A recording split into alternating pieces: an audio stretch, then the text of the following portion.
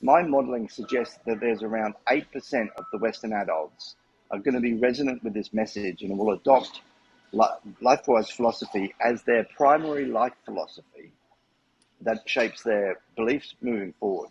And that was the very conception of this idea, was to recreate basically a new version of Stoicism, not to recreate Stoicism, but to recreate a new sustainable life philosophy that could be held by the educated classes in the Western world, to give a common frame of reference, to help us all get a common language and to get all pointing in the right direction. And just to go back for a second, Stoicism is a philosophy of the ancient Greeks.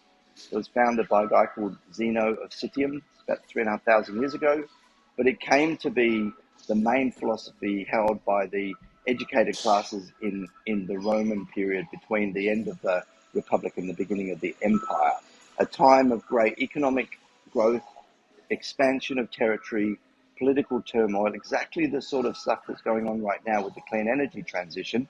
The educated classes had a common philosophy called Stoicism. It's about pursuing eudaimonia, which is effectively living a good life. How do you live a life that's good for you and a life that's good for your society?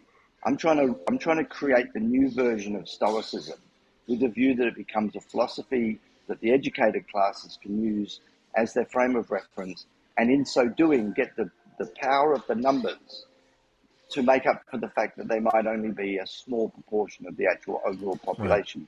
But what we know from the literature around used by the Extinction Rebellion is that you only need a small proportion of the public to be passionately holding a view for it to actually shift society.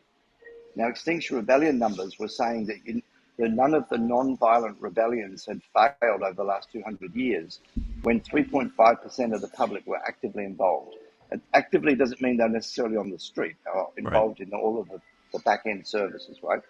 So my modeling suggests around 8% of the Western adults could adopt a sustainable life philosophy like LifeWise, and that could be what is necessary to tip the system in the right direction.